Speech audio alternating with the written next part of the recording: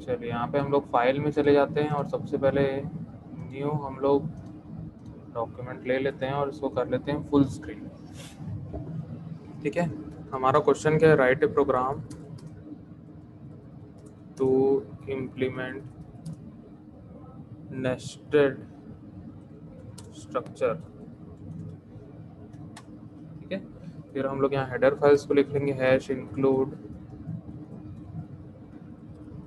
stdio.h, hash include conio.h, फिर लिखेंगे void main, उसके बाद ब्रैकेट लगाएंगे और लास्ट में लिख देंगे हम लोग get ch।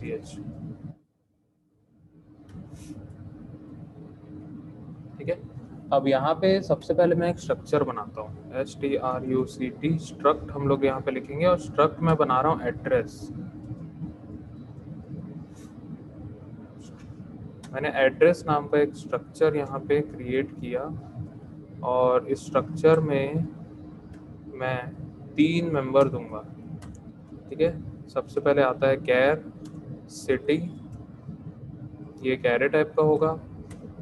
फिर उसके बाद आएगा इंट पिन जो इंटीजर वैल्यू है और एक कैर 4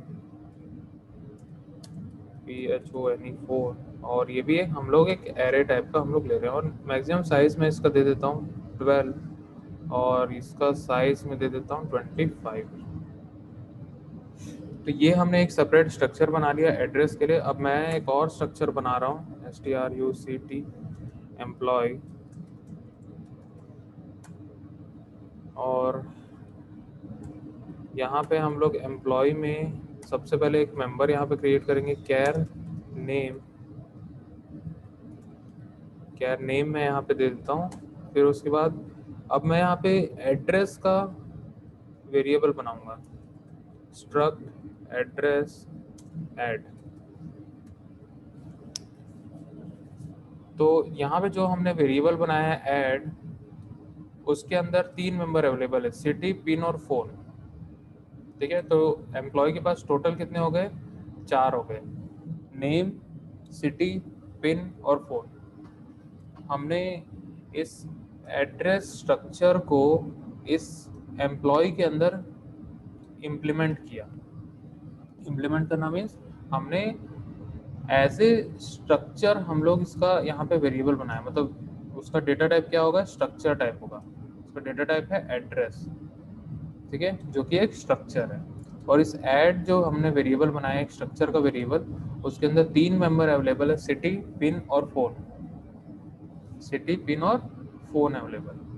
तो अब हम लोग आ जाते हैं मेन पे और सबसे पहले हम लोग क्या करते हैं, इसका एक वेरिएबल बनाते हैं। वेरिएबल हम लोग किसका बनाएंगे, एम्प्लॉय का वेरिएबल बनाएंगे। यहाँ पे मैं लिखता हूँ स्ट्रक्ट एम्प्लॉय EMP, मैं एक वेरिएबल बनाया। अब यहाँ पे हम लोग इसको एक्सेस कैसे करेंगे, सबसे पहले मैं लिखता हूँ printf और यहाँ पे हम लोग लिख देंगे एंटर एम्प्लॉय इंफॉर्मेशन। ठीक है, और यहाँ दे देंगे /n। ठीक है, ठीक है।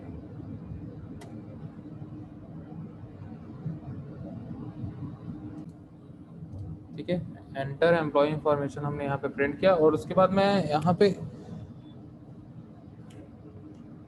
लिखूंगा printf और हम एक एक करके वैल्यूज यहाँ पे इंसर्ट कर देंगे। ठीक है, यहाँ पे लिखते हैं एंटर नेम। ठीक है, एंटर नेम मैंने यहाँ पे लिखा, फिर लगाएंगे scanf और यहाँ पे मैं लगाऊंगा % और उसके बाद स्टेप की brackets power/n।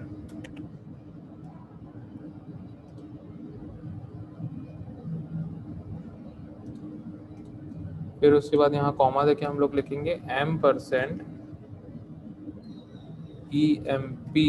Dot name. emp dot name हम यहाँ पे लिखेंगे क्योंकि एम्प्लॉय का ही हमने यहाँ पे वेरिएबल यहाँ पे बनाया है और हम लोग इस नेम को डायरेक्टली एक्सेस कर सकते हैं। तो हमने इसको एक्सेस कर लिया। अब मैं फिर से प्रिंटफ देता हूँ और यहाँ पे नेक्स्ट डिटेल हम लोग डालेंगे जो कि सिटी है, ठीक है। और यहाँ पे मैं एंटर स्लैश एन यहाँ पे लिखता हूँ, तो एंटर सिटी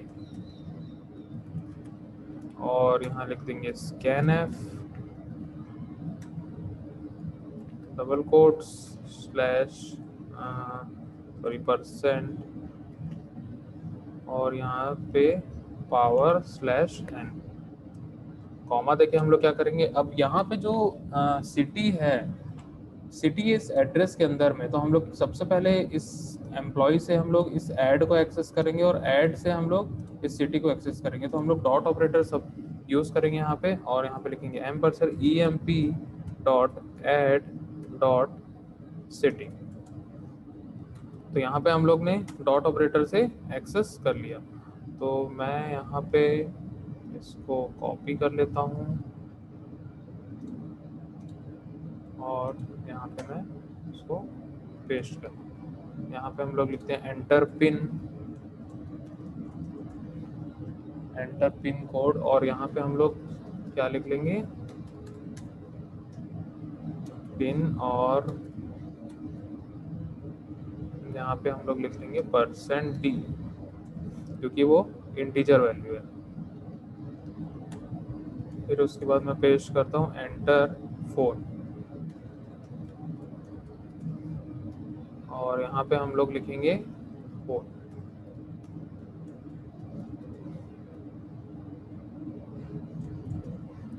ठीक है, तो हमने यहाँ पे क्या किया, सभी वैल्यूज को एंटर कर लिया और यहाँ पे मैं कॉन्फ्लिक्ट ना करे इसलिए मैं यहाँ पे डाल देता हूँ f फ्लश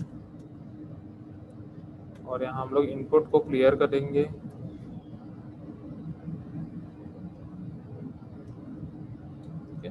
सभी इनपुट को हम लोग यहाँ क्लियर कर देते हैं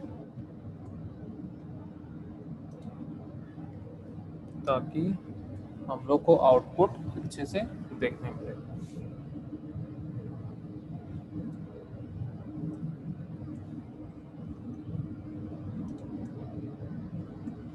ठीक है, अब हम लोग इसको प्रिंट करेंगे। प्रिंट करने के लिए क्या करेंगे हम लोग, सबसे पहले कि इनको मैसेज यहाँ प्रिंट कर देते हैं /n और यहाँ पे लिखूंगा मैं प्रिंटिंग एम्प्लॉय डिटेल्स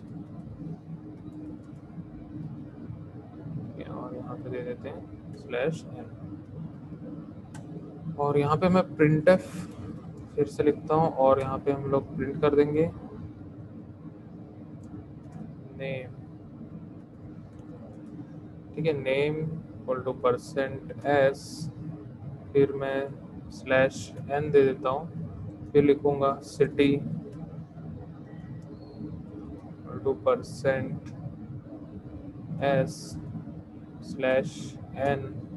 फिर उसके बाद दूंगा यहाँ पे पिन कोड %d क्योंकि इंटीजर वैल्यू है, फिर उसके बाद /n दे देंगे, फिर उसके बाद मैं लिखूंगा यहाँ पे फ़ोन नंबर और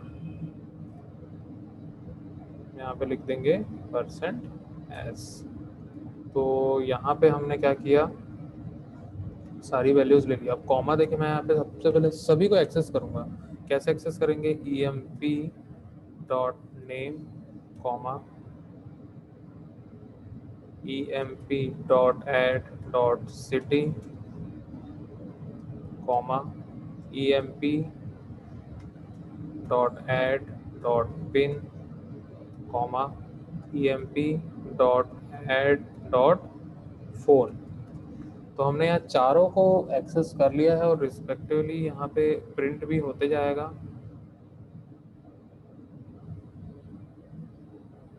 नेम यहाँ पे प्रिंट होगा, सिटी यहाँ पे प्रिंट होगा, फिर उसके बाद पिन कोड यहाँ पे प्रिंट हो जाएगा और फ़ोन नंबर यहाँ पे प्रिंट हो जाएगा। तो ये हमारा प्रोग्राम कंप्लीट हो जाता है और हम लोग इसको कर लेंगे सेव। फाइल में जाऊंगा, सेव कर लूँगा और यहाँ पे हम neststruct.c नाम से इसको सेव कर लेंगे और करेंगे कंपाइल। कोई भी एरर नहीं आया और हम लोग कर लेंगे रन। ठीक है, यहाँ पे एंटर नेम, मैं अपना नाम डालता हूँ यहाँ पे, एंटर सिटी भिलाई में डाल देता हूँ।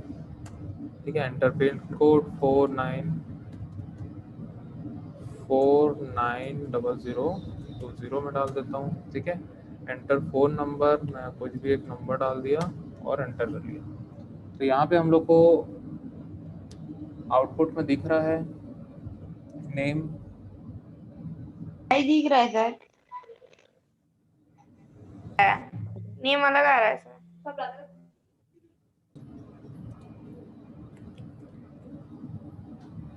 ओके। तो हमने यहाँ पे क्या किया है, पिन को भी यहाँ पे एरे क्रिएट कर लिया है और यहाँ पे साइज हमारा छूट गया था, इसीलिए आउटपुट हम लोग का सही नहीं आ रहा था। तो हम लोग ने सारी चीज़ें स्ट्रिंग में ही ले लिया अभी। ठीक है, तो और यहाँ पे हम लोग पूरा इनपुट लिए हैं और यहाँ पे हम लोग आउटपुट डिस्प्ले किए। सभी पूरे मेंबर्स यहाँ पे स्ट्रिंग में हम लोग ने ले लिया है, क्योंकि जैसे पिन कोड होते हैं तो वो बड़े नंबर्स होते हैं, 6 डिजिट के होते हैं, तो वो हम लोग इंटीजर में नहीं ले सकते। ठीक है, अगर हम लोग छोटी वैल्यू ले रहे हैं तो वहाँ पे हम लोग ले सकते हैं। तो हम लोग को कुछ इस प्रकार का आउटपुट देखने के लिए मिलेगा यहाँ पे। ठीक है, नाम में डाल देता हूँ यहाँ पे अब्दुल। ठीक है, सिटी भिलाई, पिन कोड 490020 और यहाँ पे कोई भी एक नंबर डाल देते हैं। तो इस टाइप से यहाँ पे डिटेल प्रिंट करेगा। ठीक है।